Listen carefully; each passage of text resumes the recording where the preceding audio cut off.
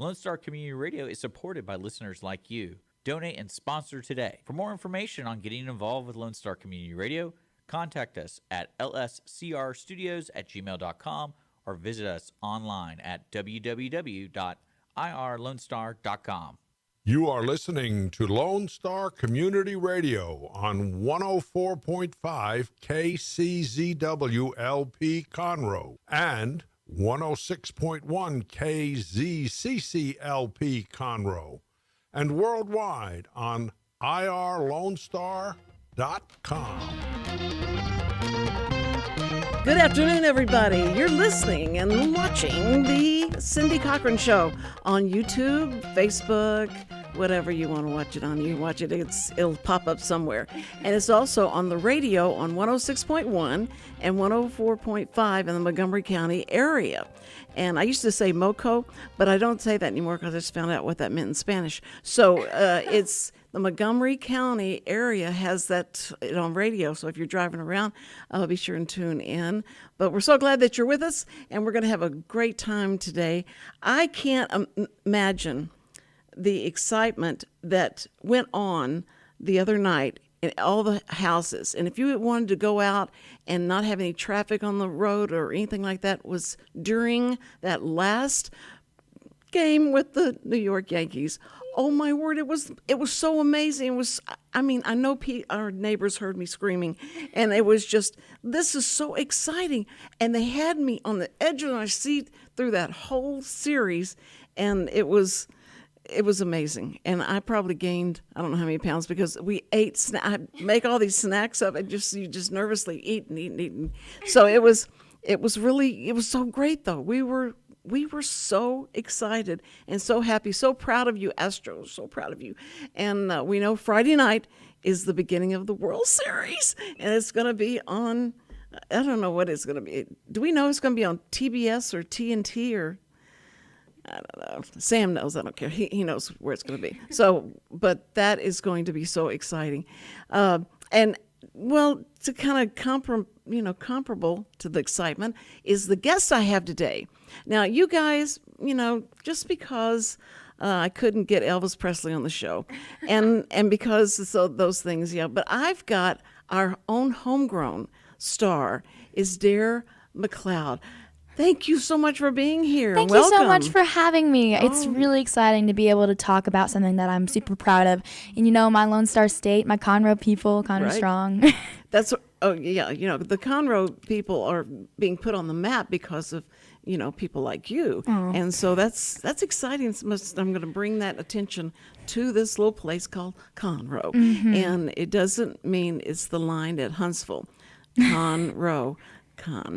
Somebody told me that one time, and I couldn't say Conroe anymore without thinking about the cons in row. Don't say that.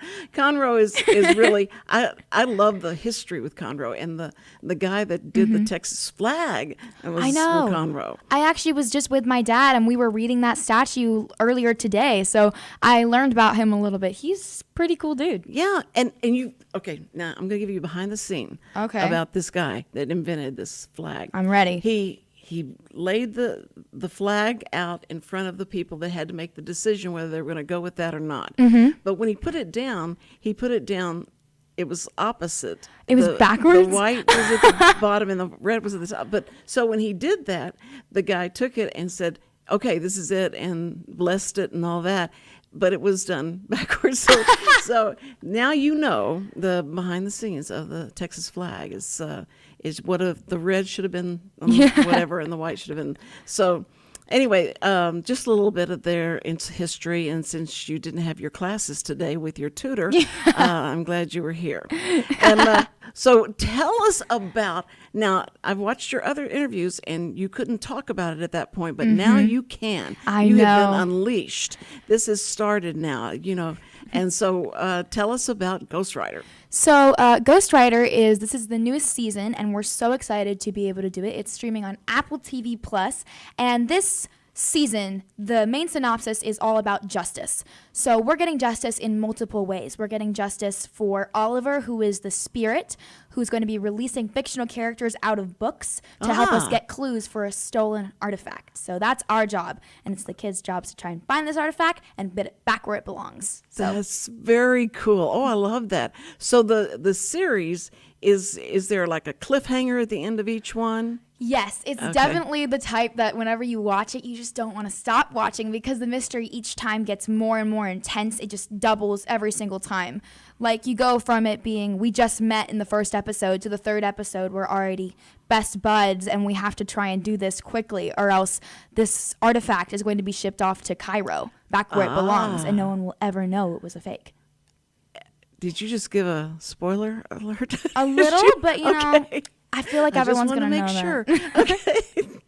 No, exclusively right here on the Cindy Cochran Show. You found out. No, but I think that it's interesting because you've got. Oh, please be quiet. I thought I turned that off. I don't want that going on. Literally, I just checked my phone. I was like, please be silent. Do not say anything. Silent mode is on. It must look like off. But anyway, it's interesting because when you do a series like this, Right. and the people are watching it, like we binge everything. Same. So is this going to be something that is that they have to wait till next week for the next one? It's very bingeable. All 13 episodes are out right now.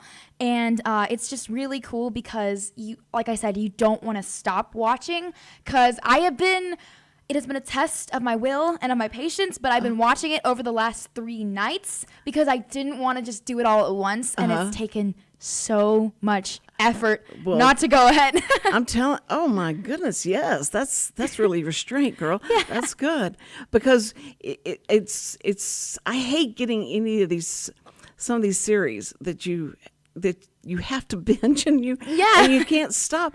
It's terrible. And I tell people, don't even tell me about it. My daughter will call me, you have to watch da da da da. And I go like, no.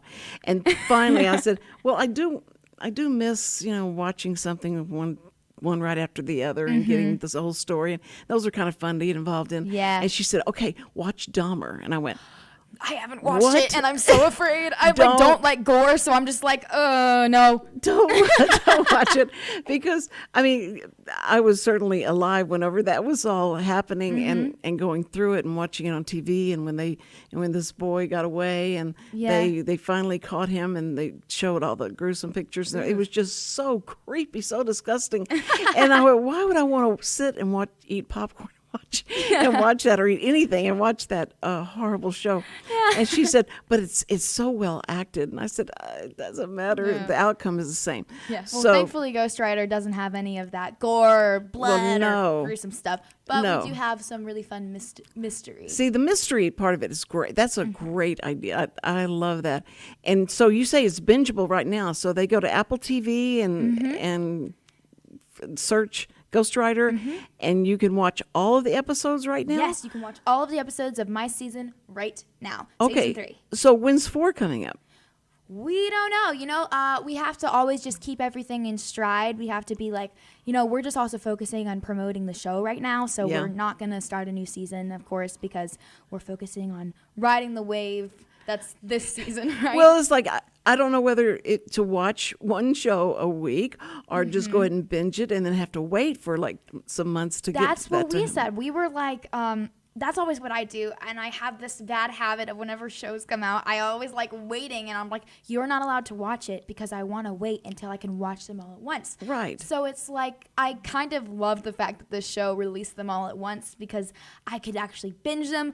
But of course, because my mom was like, I want to have something to look forward to. Yes. I'm like, I have to wait. So tonight is the last 3. So we're on the finale. Oh, you are? Okay. All right. So you're pleased with what you're watching now? Oh, yes, 100%. Now, do y'all watch rushes or anything like that? Do the director bring you in and say, we're going to do this over? And so you get to see some of it at that time? So something interesting about whenever we were filming is we were able to get little glimpses, little tastes of what it would be like because not only were we filming, but sometimes they would show us like the playback and we would be able to see on monitors, especially from my mom taking pictures of the monitors and stuff and showing them to me. I'm like, this is so cool. That's great. Your mom, Erica, who's sitting out in the lobby at the Conroe Tower, watching this right now, she is the sweetest thing. I just loved her, just having the 2 conversations we probably had. But it was great because I understood everything that she was talking about what she has done and been supportive of you brought you to this point. And I know you give a lot of kudos and stuff to your family, because the family, if they're against it or they're making fun of you or they think it's stupid and why are you doing this, that's no good. But you've got such a supportive family behind you. It's really a blessing because, my mom has always inspired so much of who I am and who I want to be like. I've always looked up to her and thought she was the coolest lady around. It's just like, it's really cool to know that my mom and my dad, they both are always looking out for me, and they're always ready to, put their life on hold to help my dreams be achieved, which is just a blessing. Okay, Daire, always feel that way. Please don't forget you said that, or she can come back and show you what you said. But remember when you felt this is the receipts. Yeah, that's right. Yeah, we got a receipt now. And that would be, because that is something that does change over time because of influences that will come into your life just from where you are and what you're doing, and make you feel like, oh man, you don't really need them. You can do this all on your own, and you're going to start feeling that way. I mean, why would I want to? Yeah. See, that's the best thing, is to have somebody by your side that loves you no matter what, and that's always there for you. So I think that's, you're very, very blessed in that sense. Incredibly lucky, because I not only have my parents and the rest of my entire family, which I love every single member of my family so much, because all of them are extremely supportive. And I not only have them, but I also have, my family kind of people who are a big part of my life, and also my team, which is a definite extension of my family, because they are always on my side. They're always supporting me, and it's so crazy that I've been able to find a team that isn't directly my family.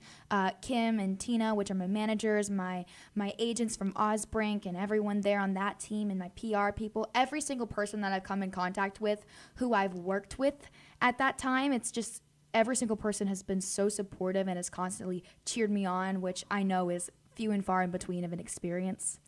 Well, when you're with an agency that's in LA and it's not here, is it difficult? Do you have to let them know everything you're going to do to make sure that it's in line with what you should be doing to promote the show and all that? Actually, my agency is really cool, because essentially how it works is they get me my auditions, they get me everything, that my opportunities. So I owe almost all of my success, besides, me doing the acting part, all of the amazing parts and opportunities that I've gotten have come straight from my managers and my agents teaming up collaboratively to make me successful, which is crazy to think about, because all these people are just constantly rooting for me and cheering and advocating for my success, which is so cool. Well, I mean, when I first got that first call from LA saying, you've got to have Daire on your show, because we've heard about your show and we want to make sure she's on the show. But unfortunately, who called me was Dennis O'Connor. Oh, I love Dennis. Dennis O'Connor. And I mean, if you ever want to add an H, he's the guy, because he called me so many times. He said, you've got to have this girl on. She's coming in town, and she is a star, and she is doing all this. And I went, well, yeah, of course I want her on there. He said, and he just raved and raved about you. And he's listening. He called me and talked to me all the way into when I parked my car, and I said, okay, I've got to go now. I got to go up there. But we talked about you, and he says, and ask her this and ask her that. Make sure you ask her, because some interviewers aren't asking her these questions. And so I said, Dennis, okay, I got this. I'm older than you. Shut up. I've got this. But it was people like that just diehard fans, and that from Conroe, that have watched you grow, and all the stuff you did here in Conroe. Absolutely. And at the Crichton Theater, I know that you and Dennis did a documentary on Crichton. Yes, I did. I totally remember that. I loved filming that, because technically that was my first film part ever, really. Okay, see, and he takes full credit for that. So I think that you being in that and finding out the history and all that went into that little documentary thing is great, because he said she has got it. I mean, I could tell right then she had it. Well, thank you. And so he's very, very proud of you, and he's going to be on tomorrow. He said, I thought about coming by there and just making sure she's there and everything's all right. And he said, then I thought, no, better not. I'll be on tomorrow. But he's going to come in, and he's got a tale to tell. I can't even. I know. Right before we leave, I'll talk about what he's going to be talking about, because it's weird. He has the best spooky stories ever. I mean, ever. and he's saying they're real. He's got the best, it's so perfect right before Halloween. It makes you kind of like, should I believe what he's saying? But he's got facts and all the evidence, evidence, and with what happened. So anyway, I'm really excited to talk to him, because he never told. I've known him for so long, and he never said that. I mean, he may have said it, and I don't believe most of the stuff he says. So I just kind of dismissed it. But he started writing these things in his Facebook, and it sounded so real, and so I went, I gotta call him. We're gonna get on and then, that. And that's what I found you. So I thank Dennis for sending you our way, and I hope that your agent and the agency will say, oh, that was perfect, because she brought out so much in you.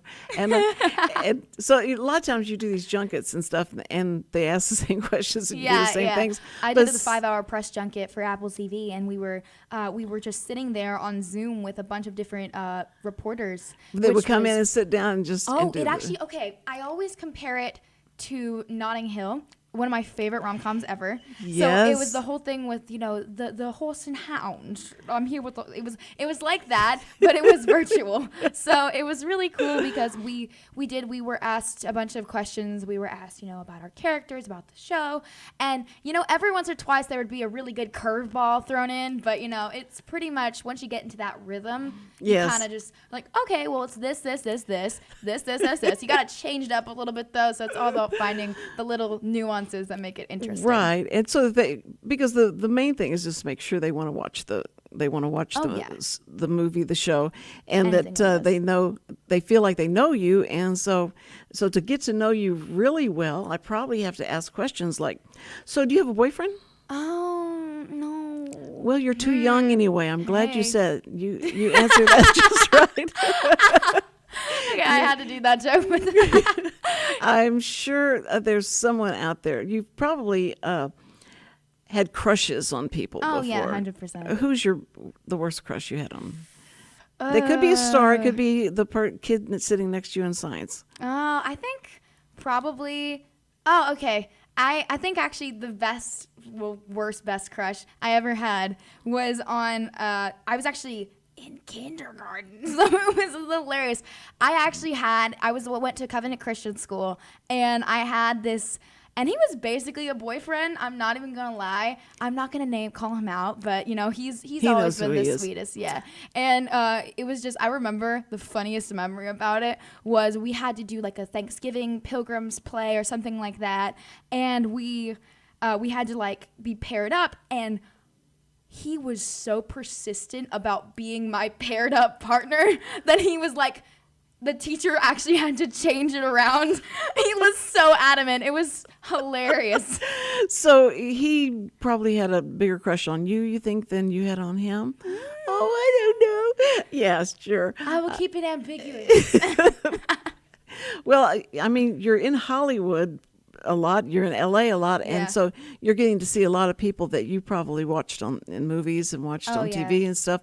And now you're getting to meet them in person, and you can rub elbows with them. And so, have you met anybody there that you thought was interesting, that when you grow up, that you might? Well, I think probably the coolest person that I've worked with was actually one of my couple. First of all, like everyone on my set was amazing. So shout out to every single person who worked there. But I think the coolest person I worked with was the main showrunner, and he was the director of the first 4 episodes. His name is Luke Matheny. He is incredible. He won an Academy Award for a couple things that he did, and it was just incredible to be with somebody and work with somebody who was that accomplished. And, you know, I've always wanted to be an EGOT winner, which, if you don't know, is an Emmy, Grammy, Oscar, Tony. Only very few people have Wow, it. And triple threat. Yeah. Well, you sing, and your acting is in movies and in TV, and so you're going to cover all those bases. That's what we're hoping for. And you've got a new country western single coming out. It's a country pop fusion. Country pop, make sure it's country pop. Country pop, and it's very much a summer anthem. It's super fun and spunky. It's, in my opinion, it's very much like you put your top down and you drive, and it's a beautiful summer day, and there's Kenny Chesney. Literally one of my lines is Kenny Chesney on the radio, so it's definitely speaking to a lot of my country Texas people. So that's great. And now, are you signed to a record label, or is it underneath the same umbrella? It is going to be I'm releasing it with a company called Little Bird Big Sound, who also helped me produce it, which was amazing. And we're going to be releasing that sometime on November 3rd, November 4th. And that's going to be really cool. So make sure to pre-save and all of that jazz. Yes, and also with them, I'm going to be releasing, and this is exclusive. So oh yeah. So the exclusive stuff. Okay. There's another song that's coming up that is in production right now called Learn to Count. It's more of a pop Billie Eilish sounding song. So I wanted to go through all the genres because my that's music perfect. taste is all over the place. Yes, that's perfect. And it's Learn to Count. Yeah. It's okay, are you counting your boyfriends? Are you counting what are you counting? I wish I had that many. I wish I had that many to count. Truly. Yeah, it's basically about, like, it's how I pitched it is that it was a happy song that was in denial a little bit. It's a happy song that sounds happy, but it doesn't think it's a sad song. So it's like trying to pretend it's a happy song. That's how I pitched it, because it's kind of about this relationship that's deteriorating over time. And it's about, it's kind of playing off of what I like to call, it's the psychological stages of romance, which is, first is the honeymoon phase, which is, hey, honey. The second is where it starts going downhill, or there's a little bit of argument and complacency a tad, which comes with the second song. And then hopefully the third song, fourth song, fifth song is going to continue that pattern. Oh, so you're doing a series like in your songs, so you have to listen to the next one and next one. Okay, that's really good. Now, what you just explained, how old are you again? I'm 15 years old. Okay, and and you're talking about the how romance evolves and then deteriorates, and that's true. Now, can you understand that when you like somebody, you've met somebody that you like, and you think, this is it, it's forever, we're going to get married, and and at the age that you are, is your career enough of a distraction to make you understand that you need to probably hold off on that? Yeah, I think the big thing for me with relationships and all of that is, I think that, to me, especially at this point in my life, like you said, with career and all of the things that I'm aspiring to do, I don't want to be unfair to that person, because that person does not deserve to be neglected or treated as a second best to something that isn't even a person itself. Like, it's the whole thing of people saying, oh, I'm married to my work. That's not fair to the other person. Right. So it's like that's caused me to do that. And also the reason I'm able to write romantic songs, as I've actually never had a boyfriend or a significant other before, is because I've always felt like my acting, my reading, my storytelling has always given me a window into topics and subjects that I'm not too familiar with. So it's always kind of helped me. And I feel like I have this spooky for a minute here. I feel like I have this superpower where I'm able to tap into these other people's memories, because whenever I'm writing a song, people ask me, where do those lyrics come from? Like, where are they? It's literally, I cannot tell you. It just, all of a sudden, I'm like writing, and then I get all these smells and images and sights and all of it, and I'm like, what is this? Let's write a song about this. Oh my word. Yeah. You're helping me get ready for Dennis O'Connor tomorrow.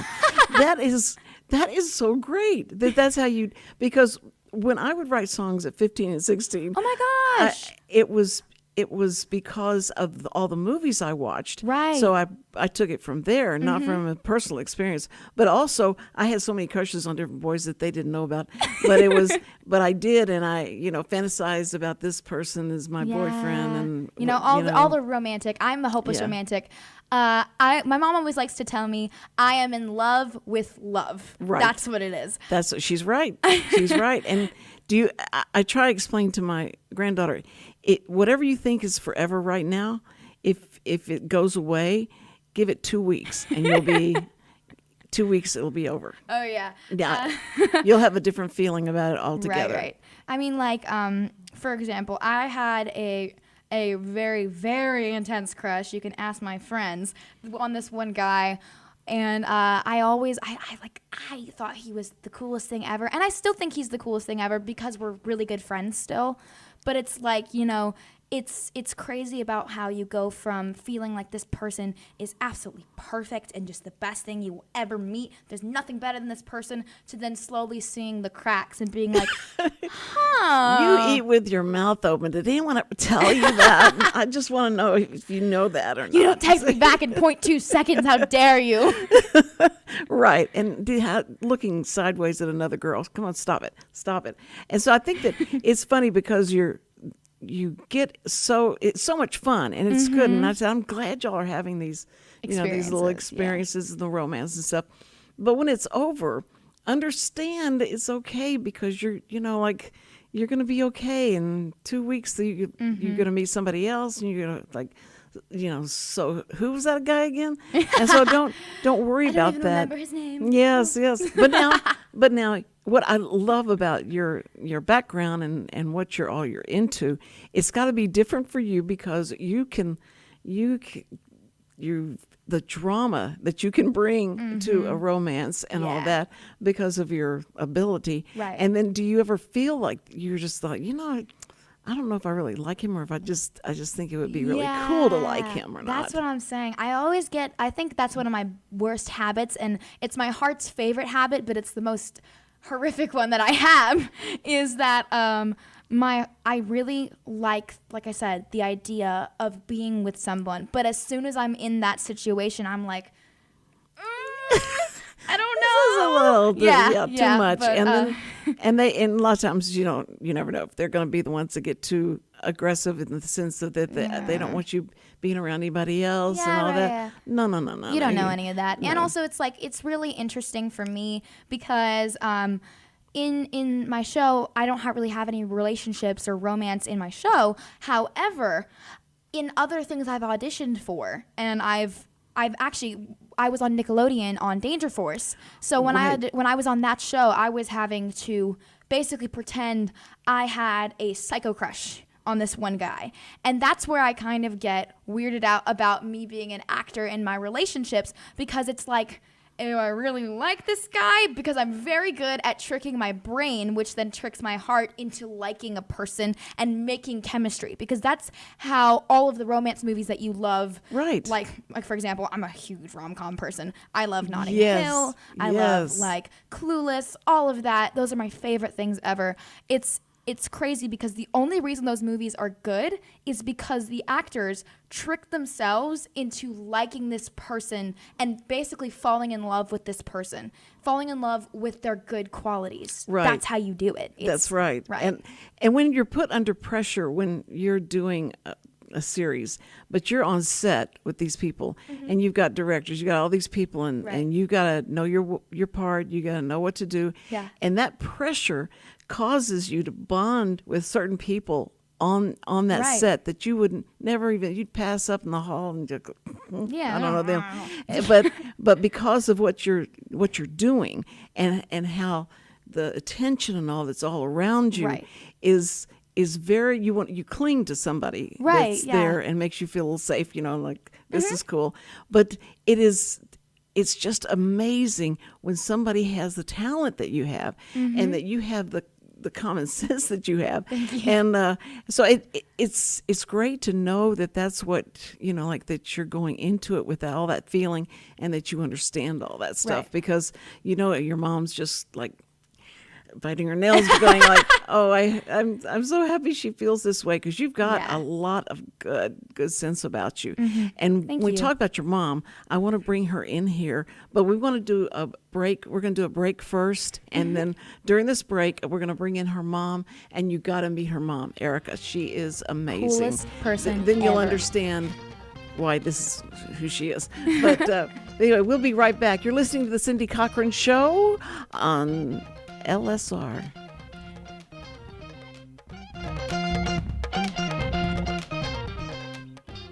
Hey y'all, it's DJ Mike from Dance Time in Texas. Join me Monday through Friday at 8 a.m. as I count down the top 10 Texas Red Dirt songs that are packing the dance floor. I'll be featuring local artists and the story behind the hits, shows in the area, as well as new songs that make you want to dance. It's Dance Time in Texas with DJ Mike on Lone Star Community Radio, 104.5 KCZW and 106.1 KZCC, Conroe, Texas, or online, irlonestar.com. Is there someone you know who is hooked on vintage aircraft? Follow the Commemorative Air Force and its fleet of World War II planes, including the mighty B-17 Flying Fortress Texas Raiders, which is based in Conroe, Texas. Texas Raiders tours locally and all around the United States, offering the public a chance to put their hands on aviation history. What could be a more perfect gift than a flight on a historic B-17? Taking to the sky on the iconic bomber is an experience that will never be forgotten. For the touring schedule, reservations, or more information, go to b17texasraiders.org or call 855-FLY-A-B-17. Hey y'all, it's DJ Mike from Dance Time in Texas. Join me Monday through Friday at 8 a.m. as I count down the top 10 Texas Red Dirt songs that are packing the dance floor. I'll be featuring local artists and the story behind the hits, shows in the area, as well as new songs that make you want to dance. It's Dance Time in Texas with DJ Mike on Lone Star Community Radio, 104.5 KCZW and 106.1 KZCC, Conroe, Texas, or online, irlonestar.com.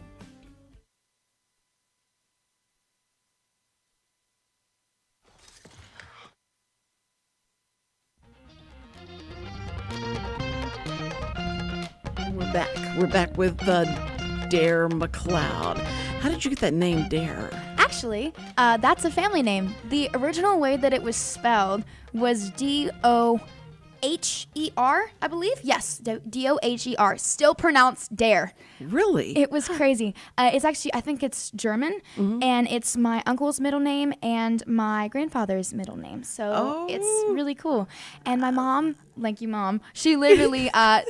she was like, I'm not going to have her being called Adore her entire life. So we're going to have it Dare, like with an I. So it's D-A-I-R-E. It's close enough to Dare that people could kind of get it with it also being spelled pretty cool. No, I love that. Daire McLeod.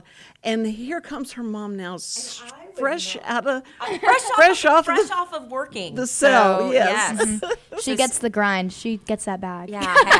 Hopefully I taught you that, right? Yeah. How to grind. Yeah, thank you for having us. Yes. We're so Well, excited. Listen, I love anybody that has, that's bringing so much attention to Conroe or to this area absolutely. here. Oh, yeah. You got to highlight that person and put a spotlight on them Well, because I will tell you this. We love Conroe. Oh, yeah. And we are all about Conroe Strong and supporting everything we can in this community. We have so many friends. Oh, yeah. And, family. Friends, family. Yeah, I mean I always call Conroe when people ask about, where Daire's from. I call it the little big town. Yeah. Right? Because it Yes. is. It truly Yes. is a little big town. And it's got so many amazing businesses. I mean, when I look at what's happened in downtown Conroe, I mean, it's now a destination. I mean, you look Yeah. at 202 and you look at, all the new things that are happening. All and of the amazing we people love it. who And live we- music is awesome. Oh, yeah. Oh, you need to start playing at 202. I They have do. an open mic night. I'm going to start probably doing that soon. when you're going to play where? At 202, the restaurant that is down on downtown Conroe, 202 Main. 202. Oh, you're gonna play there? I would love to play there. I'm hopefully going to do that very soon. Let me make a call. Hold on. So I got when them on the phone.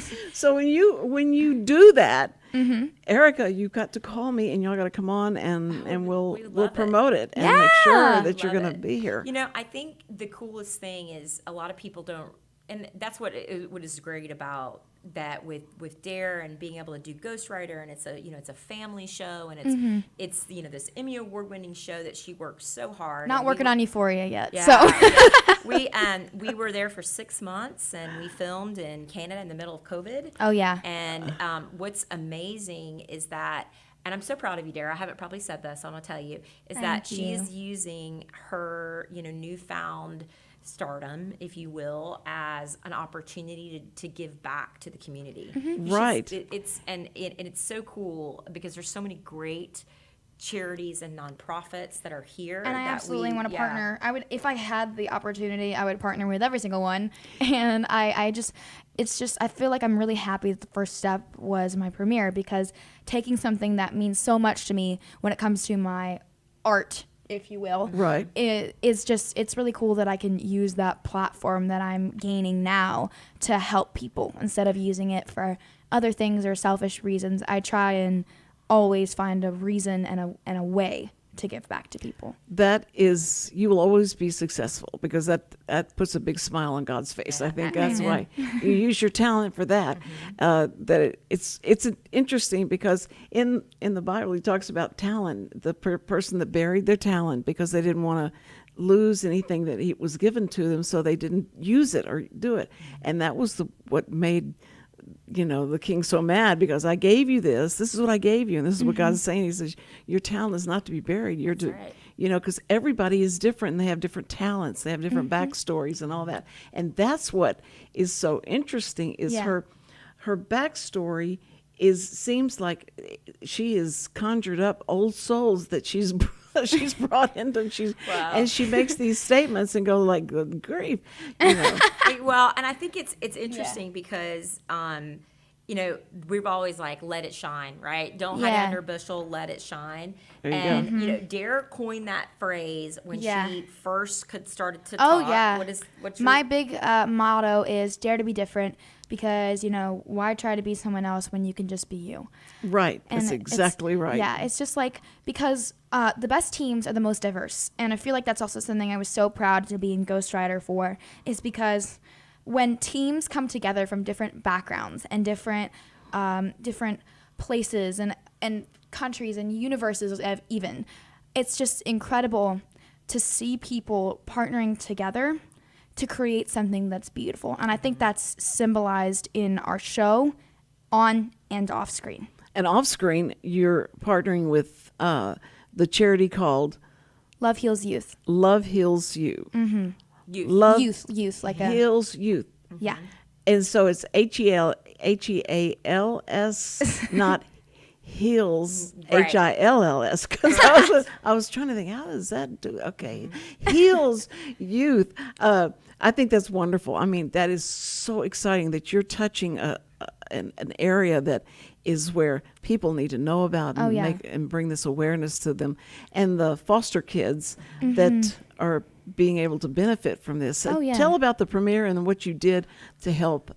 Of course. So my premiere was just recently, and I had the big thing for Ghostwriter, and I was so proud to partner with Love Heals Youth, because just, first of all, Rebecca is an incredible human being for creating and help starting this, because it's something that really needs to be talked about, and we need to use our kindness to help touch those people, because these foster kids are the ones who are going from home to home, the ones who are possibly forgotten about or left behind. And it's crazy to think that these kids that are around my age are still having to use a trash bag as luggage, and they don't have anyone or anything to really have a rock to stand on.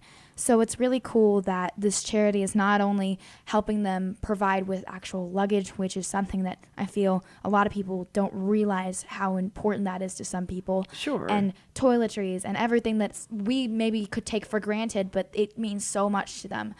And also Rebecca and many other people who are part of the team are counselors, so that people in that system who are struggling with their mental health or with other things that are burdening them in their lives, they can talk about it. They can have that rock, that touchstone. So what I did was, because I want to start a charity called Dare to Read, and it would be about placing a book in the hands of any kid who wants one or needs one, because storytelling is such a gift. Oh, yes. And I think that it's really cool. I'm sorry. It's so cool. Go ahead. I know. We're crying. I think it's just really cool that kids can, have that luxury of being able to go anywhere, no matter what their situation is in real life. They can go into that world that they want to be in, no matter what it is. Right. That's right. So in my premiere, I asked everyone to bring a book from 13 to 16. So we could put that in their welcome home bag with their luggage and their toiletries and all of that, so they have a little something special that they can cherish. So, and I'm so thankful to everyone who came and helped, because we gave almost 100 books to those kids, and it means so much to me, because I'm at that age that I wanted to help, because it's just like, to me, I'm so blessed to have a situation where I'm able to have both my parents, and they're supportive and lovely, and they're always there for me. And I know that that is a luxury. It's not something that's, it's a commodity. It's not something that's extremely common. I talk to my grandchildren, they come home from high school each day, and they talk about their friends and how the families, my grandson said, I just don't know of any functional family. Everybody's dysfunctional, and that's the norm now. He said that's all we talk about. We talk about how your dad's missing, or your mom, or somebody has left, and and it's so sad. And he said, so at school, is their only time to have like camaraderie and friends and a teacher who yells at them, and they know that's okay because they care. Right. And so a lot of times, and it's that kind of things that you find out, and you go like, how can you, what can we do? But you're starting at a very good point, and I think that's excellent. And the foster children that are just, you're right, that they do feel like they're forgotten and feel like they're shifted around, and that makes them, there's nothing to hold on to. And I think what I'm so proud about for Dare, this was all Dare's idea. This was not mine. This was hers. And this is what she discovered in Canada. Because if you watch the show, what's so cool about Ghostwriter, it's all about literature. It's about, it's a reboot from 30 years ago. Right. Yeah, from the 90s with Samuel L. Jackson. With Samuel L. Jackson. And That's what's so amazing. cool is she decided, gosh, I love reading. And she's been reading since she was a little bitty girl. Oh, yeah. I think I actually have the most hilarious video of me when I was around, how old was I? Like 4 or 5? I was reading to this cat I had named Daisy, and it was this Pinkalicious book, and it was the most amazing thing. Yeah. Oh, I think that's, trying to steal that into a lot of kids today that only read text. Yeah. And a lot of times that's misspelled. So it's difficult whenever you. I have Grammarly, so Grammarly saves me so much. Well, sometimes it does, and sometimes it didn't hear what you said right, and it can be very embarrassing. I think that's a good point, though, when you think about it, is, kids today, they can become little activists. They can, and that's something that's really things amazing. That are passionate about. You don't have to sit back anymore and wait because of social media and platforms like that. No, you can start something in a good way that you can foster in your children early to say, hey, if you believe in something, let's do it. And that's what's cool about your show. I was about to say that. Yeah, go for it. Yeah, cool. I think it's just something that's also really cool. And actually, one of our writers, he said this himself, Andrew Ornstein. He talked about how the show is amazing because it doesn't look down on kids. It doesn't look at kids and it was like, do we need to explain this to you? It's more like it's treating them like how they should be treated, which is intelligent individuals who are fostering our world. It's just like, if you choose, it's the whole thing of fostering a good independent person who's willing to think their own thoughts, because it's all about, if you have an opinion. She's done. I think you're cured. You're fostering. I love it. I love that, fostering your own thoughts. That's good. Love it. That's really good. Yeah. And I'm also, that's something that's really cool about our show is is, like I said, they don't look down on kids. It talks about kids, and it's like kids see more than you think. Kids know about more than you think. Yep. And it's like, Oh, brother, yes. You know what? I will say my favorite episode so far, because we haven't watched it all. I told them that I was talking about It's a Rolling Stone song. Oh, So yes.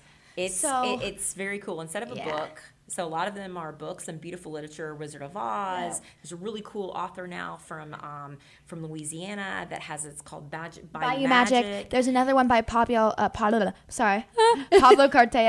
Cartaya, and he created a book specifically for the show, which is called Leo El Magnifico. That is the 4th and 5th episode, which is really cool. And then there's also classics like Beverly Cleary's Mouse and the Motorcycle. There's also, like we said, the Rolling Stones song "She's a Rainbow," which has now become one of my favorites. And That is, So I love that So song. instead of it coming out of a book, It comes out of the fictional lyrics. character comes from a record, a vinyl See. record, Oh, which yeah. is cool. Vinyl records. That's so hot and trendy right Yeah. now. Oh, yeah. So it's Yes. like, I have that's a couple hilarious. myself, so. I can't tell you how many times that became trendy in my lifetime because Yeah. it's like no one thought that would ever go away or 8 tracks would ever go away. So, Right, yeah. But they do. But I think that if you guys are pushing the literacy thing, and teachers would be so happy to know that because that's what they're trying to We're do all from the time. we're from a family of teachers. All of yeah. my cousins and my cousins Teachers. are counselors. My mother was a principal. my dad's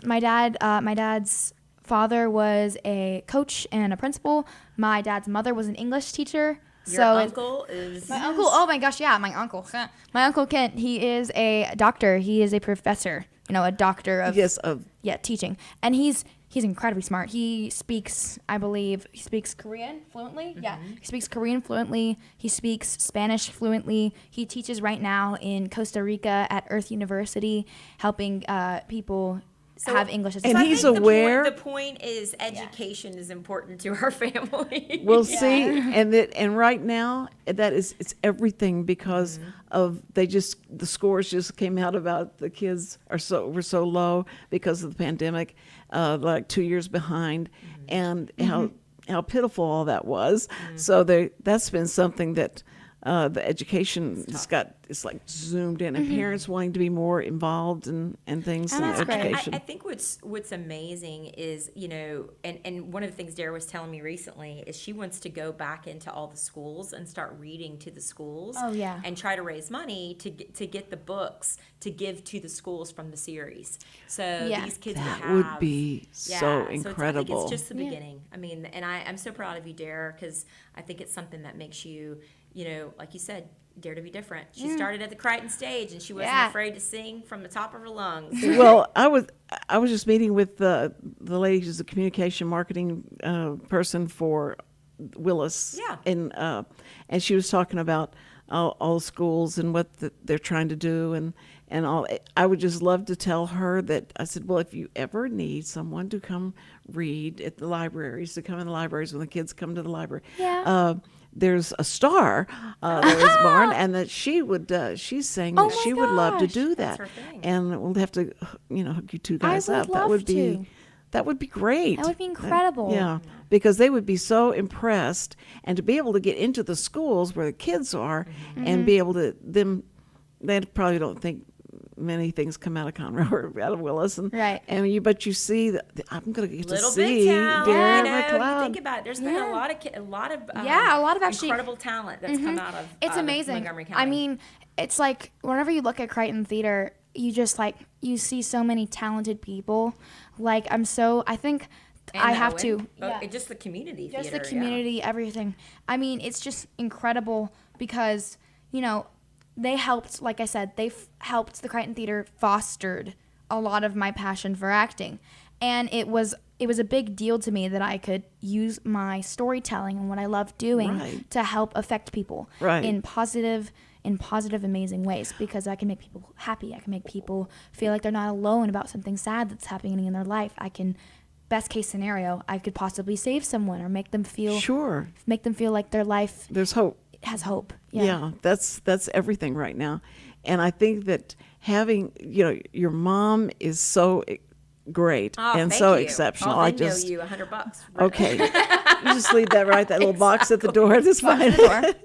But I think that to give kids hope to go like, you mean somebody that could come from Conroe, this little town, and they could be a big star and they could be on TV and all that. That's just amazing. And so they that gives them like, I can shoot for that, because so many kids feel like that's just unobtainable. And I think that for you doing this and going around and being so sweet, so humble, so like down to earth and relatable, that's wonderful for them, because that gives them a lot of hope. I'm glad you brought that up, because one of the things that I would say that's amazing about being like watching her in this industry is that the kids that actually follow her on social media, many of them are from all different countries. This show Ghostwriter came out in 100 different countries and multiple languages. It came in I think it came out in about 45 languages. Which is so incredible. So what's cool is when these little kids in Brazil and these kids in Ecuador and all these kids that reach out to her all around the world are in Germany are saying, come and visit me. And we saw the trailer in German the other day. Yeah. That is not Italian. It's everywhere. Crazy. And How that do you mind. how do you like hearing yourself in Italian? It was just so funny, because we were on the plane watching it and we're like, oh, what? Because it was just, it's like, also shout out to every single, I don't know them personally, but shout out to every single voice actor who did those roles. Because it was a lot of work, and that actually made me kind of very grateful for the fact that it took so long, because, of course, my patience and my own self-obsession with it, I was like, oh, come on, it's got to come out, I'm going to tell people about it. But I wasn't able to, because they were so busy getting it to where it could come out in 100 different countries and almost, I think, 1 billion. Yeah, it could be streamed in almost 1 billion TVs. Screens. Sorry, screens. Wow. Can you imagine? And on phones and on, the iPads and all the stuff that you're on, all the different levels. And so we're just, it's just amazing to me, because I think that from the mom's perspective, you listened to her and you were out in the lobby listening to her. And I was trying to do as much counseling as I could on the boyfriends. I was watching live. I heard about the boyfriend stuff. That I did what I could. But thank you. I'm a lost cause. I'm a lost cause. She's not getting married tomorrow. That's all we know. That's all we know. But I think that it's amazing how the sacrifice your mom makes, the sacrifice that your family makes, because they all love you and they want you to. I mean, and I'll let her speak for herself, but it's my mom is, I've always found to be an incredible, incredible person. I mean, like, she's always been there for me, regardless of what that means. If it means her driving out to come and see me at 3 a.m. in the morning, or if it means we're flying on a plane to Las Vegas or Los Angeles at 3 a.m. in the morning. And she's there. It means a lot. Her support always means a lot to me. Well, there's nothing else I would ever want to do different. I hit the mic. All of you listening to radio right now, they're holding hands. Aww. And she's getting teared up. And I'm the color commentator. Okay, we only have 5 minutes left.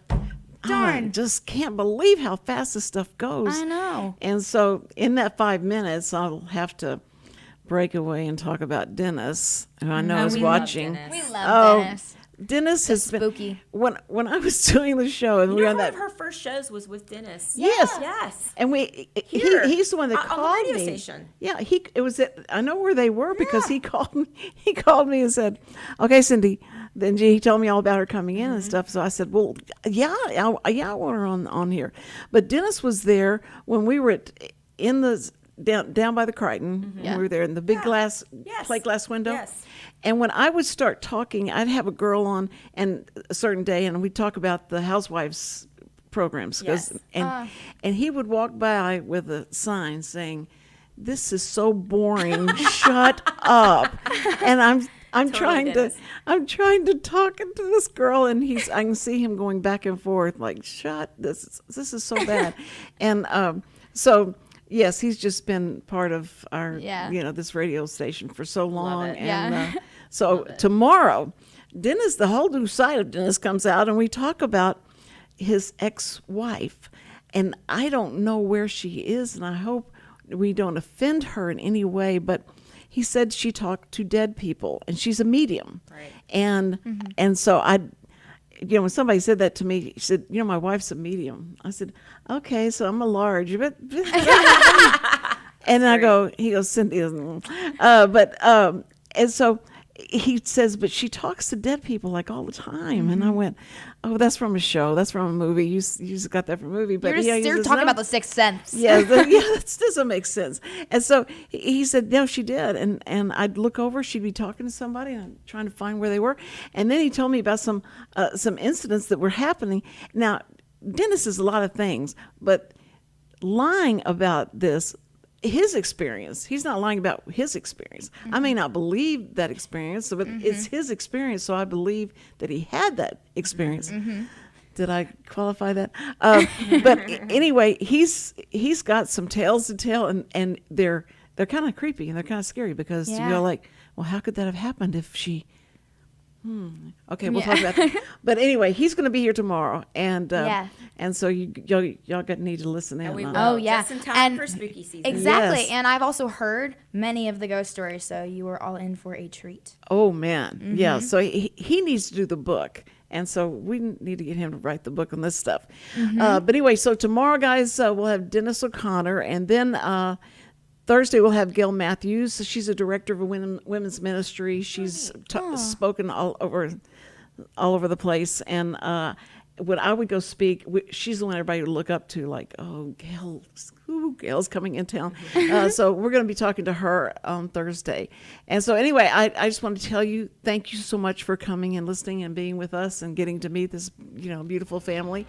And be sure and go to YouTube, Apple TV to watch The Ghost Rider, and then go to YouTube, and if your friends or anybody missed this, they can watch it then, like in about 5 minutes. They can watch it again. Yeah. But you are just amazing, and I just thank you so much, and thank you for how you feel right now. Don't ever change if we could just keep. And don't We'll put the pause button on. And don't let anybody steal this common sense you have. Okay, first responders, we love you so much. Yes, Thank we you for your do. Thank service. you. And what's even better is God loves you more. Okay, bye, everybody. Have a good time. It's beautiful.